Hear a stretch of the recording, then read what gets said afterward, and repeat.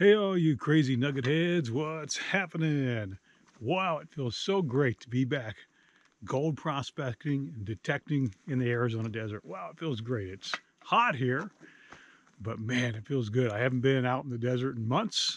As you know, if you watched my previous videos, I've been traveling all over, all the way up Colorado, Utah, Wyoming, Montana, all kinds of national parks, and just having a lot of fun, staying cool, enjoying life. That's what it's all about, having a good time. So today, out here doing a little prospecting, and I want to share my thoughts with you on the GPX 6000.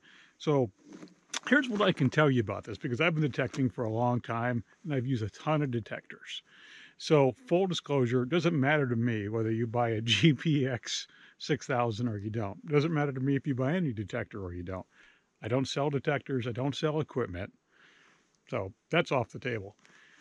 Anyway, when we think about like every new detector that comes out, and we think about the GPX 6000, what is it really compared to the rest of the detectors out there? And what it is it's different. I'm not saying it's better. I'm not saying it's worse. I'm saying it's different because it's a different technology. And that is a true statement. Better or worse really depends on the individual. So if you want to buy a GPX 6000, I can tell you right now that you'll be getting a different machine than you currently have. And we think about what it will do for you and what it won't do for you. And basically, it will give you new technology to use. What it won't do for you is it won't give you more time in the field. You're not going to suddenly have an extra 20 hours a week to go detecting. Not happening. It's not going to increase your mindset, where your head is, right? You're not going to buy it, then suddenly like you're going to be super peaceful and happy whether you find gold or you don't, and the whole world changes. That's not happening. It's not going to change your location. You're not going to buy a GPX 6000 and suddenly you're like, wow, like all these new locations I can go to. Doesn't happen that way. It does not work that way. And it's not going to change your capability. And what I mean by that is right now, if you're not physically capable of getting out, detecting, hiking, digging, the GPX 6000 isn't going to change that for you. So, yes, it will give you different technology, perhaps new technology, but that's all it's going to do for you. If you're not finding gold with the detector you're using right now, you're probably not going to find it with a GPX 6000. And every nugget that you find, like if you upgrade, I'm going to do it in quotes. I should have done it that way. Oh well. Every nugget that you find with a GPX 6000, if you're currently using a different detector, you know, doesn't necessarily mean that the detector found it for you. It could have been found with the other detector. You know, having ran everything from the SD 2100 all the way up to the GPZ 7000 and probably everything in between, man, I can tell you that 100% certainty. So all you really need is a capable detector, whether that's a Gold Bug 2 or a Gold Monster or an SDC, it doesn't matter. I'm not a believer in multi-use machines. So if you get the 800 Relic and Gold machine, those things just don't perform well in mineralized ground where gold is found. They will never keep up with a machine designed to find gold.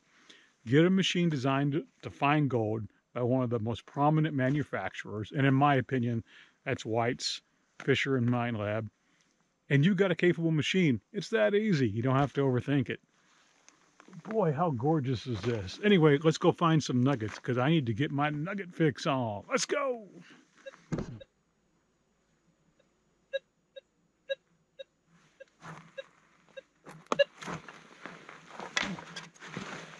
This is my first target, so I'm pretty excited. I haven't had a target in a while. I've hunted this area before. This is newly exposed from water running in here. Man, so I think this is going to be a nugget. You can check it out. You can see how high the water was because you have all this debris and detritus getting trapped up in here. So that kind of gives me the watermark coming through here. And it looks like it did a pretty good job on this bedrock. So let's see what this thing is.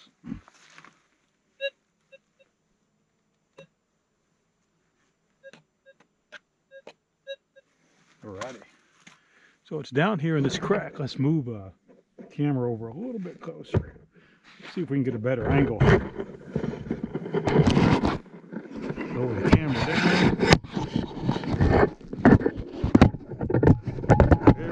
kids. There we go.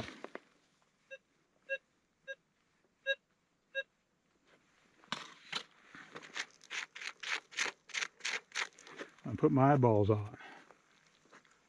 I've got my eyeballs on. We go and get this.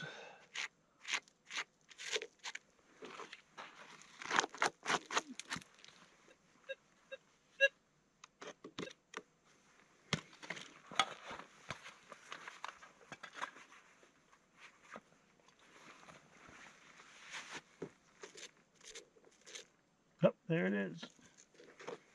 There it is. Haha. First nugget of the day right there. First target, first nugget. Man, that's awesome. I want to say that's 0.2 of a gram. Wow. Day starting off right. Just what I want. First hunt back in Arizona. First target is a nugget. Life is good. Alrighty, check this out. And you'll like this, especially if you're a new prospector. Take a look at this. This is about, I want to say, 3 feet high. And you'll notice there's layers in here. And I want you to think about gold. And most gold is found on bedrock, but it's not found on bedrock everywhere. It can often be found coming down to bedrock. You see every one of these big, heavy rocks? It has to work its way down as the water comes through over time.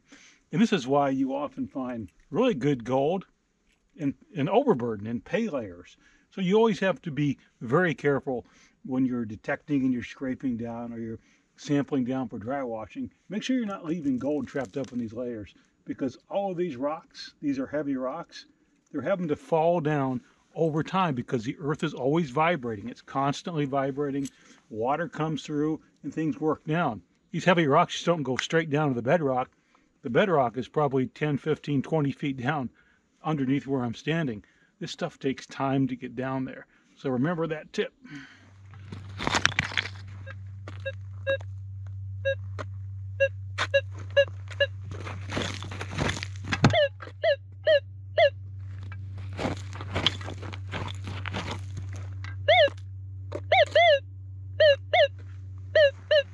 Hot rocker. All right, you guys are in for a treat on this one. Check this out. So I've got, I don't know, 10, 15 trash targets after that first nugget. But look what I just found right here. Look real close. Bring the camera in. What is that? That's a nugget just sitting right there. Isn't that perfect? Nice little sunbaker. Beauty. Let's see if we can get it out. And I'm doing the easy stuff today. It's going to get hot. We know that. It's Arizona. It's still hotter than heck. So I'm just going to where I know stuff is washed out. And this is what I'm doing. And by washed out, I mean newly exposed bedrock. I'm not expecting stuff to wash off hills. I'm just looking for newly exposed bedrock. So I'm going to set this guy down right here. Nice and safe. I have another target right here. Sounds really good. That's in here somewhere. Nope. Is that it? I think there's another one right here.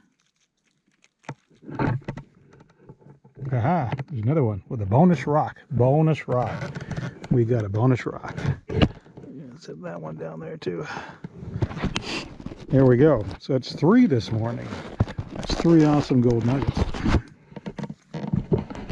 And that's not really, that's not really a bad ratio. I got 10, 15 pieces of trash and 3 pieces of gold. So morning's going really, really well. It's great to be back in Arizona detecting. Feels really awesome. I'm totally stoked. So you can take a look up the watch here. This is just some beautiful bedrock. And one thing to think about, you hear a lot of different things, and the geology of the United States is so different wherever you go. And it's true in some places where you know, water will come down and it'll wash gold off the hillsides into the creeks, and that's probably true for most places. But, you know, especially here in Arizona, you have a lot of stringers and stuff that cross the wash, and they may carry gold, and that's actually where the gold comes from. What I do when I come out, especially, you know, after having monsoons and things like that, is I'm not expecting gold to come wash off these schisty hills. What I'm expecting to see is newly exposed bedrock, stuff I either haven't seen before, if I'm new to the area, or if I've been in the area, I paid enough attention to say, hey, that was never exposed before. Those are where the opportunities are, in my opinion, the newly exposed bedrock. It's just total gold. So, good stuff.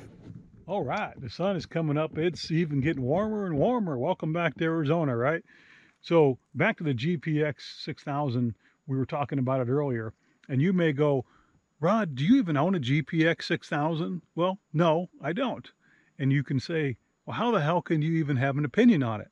I don't own a cow and I have an opinion on beef, right? I have an opinion on leather.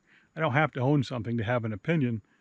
I've been doing this long enough to know the difference. You know, we talked about earlier, it's not better or worse, it's different. And it doesn't mean it's going to be better or worse for you. It means it's going to be different.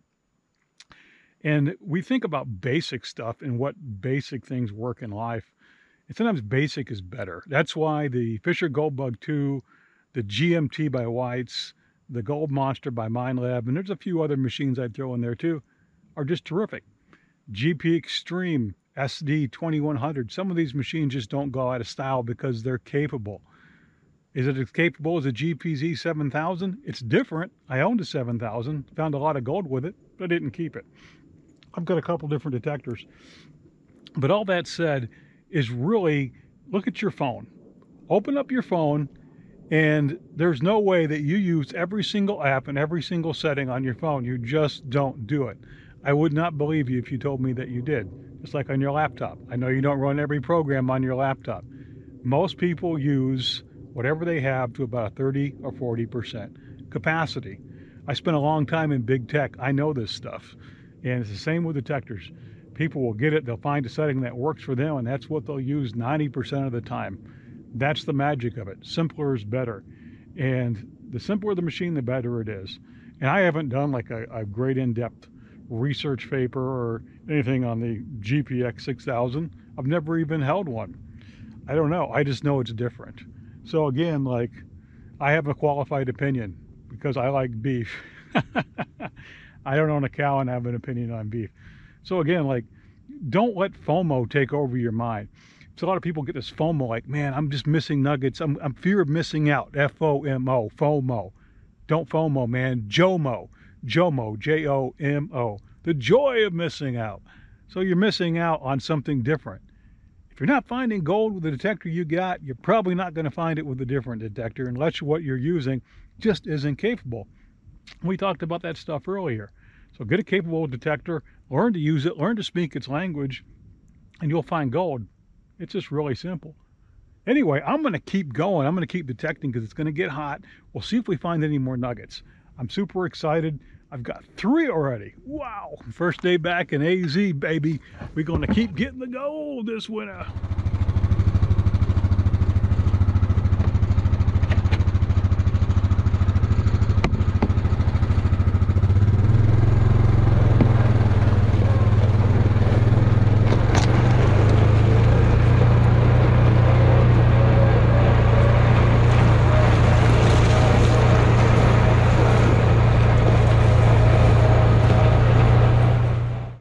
Now check this out. This is like super cool. Where I'm at, there are just butterflies everywhere. Look. Trying not to scare them. They're flying everywhere. Look, there's a couple here. I'll take a little walk over this way. Look, there's a whole bunch of them moving. Man, isn't this awesome? Bunch up in here. This happens every year. But it's great to see. Look at them. They're everywhere. They're absolutely everywhere. There's butterflies everywhere. Little guy down here, flying around here. Welcome to Butterfly City in beautiful Arizona. It's awesome. It's been a great morning. It smells so good out here. It smells beautiful. I'm so happy to be back in the Arizona desert. Have some nuggets in my poke. Gonna keep going and see what else we can find today. As we wrap up this great first trip back to Arizona gold prospecting, I want to share a couple thoughts with you about how to be a successful gold prospector and detectorist or whatever it is that you're doing. Mindset is the key. There's a lot of other factors. We know that there's equipment, capability, blah, blah, blah, blah, blah. But make sure your mind's in the right place, because once your mind's in the right place and you go out and you go, hey, I'm just going to go out and I'm going to have a good time. I'm going to get exercise. I'm going to enjoy myself. It's going to be a beautiful day. Everything kind of changes for you at that point, because your happiness shouldn't be dependent on any outcome, right? That happens. If you want to be out, be out and enjoy yourself. It's like we talked about a while back. If you're having a day and you're digging trash, and you're getting frustrated, remember at one point you wanted to be out in the desert and doing that. So if you could look down at yourself from a hot air balloon, you would say, look at that guy down there detecting. Must be the happiest guy in the world because he's out doing what he wants to do. Meanwhile, you're on the ground cursing, damn trash. Hey, but you're doing what you want, man. You're lucky. Not everybody gets to do what they want in life. So keep your mindset in the right place and you'll find gold. I'll catch you later.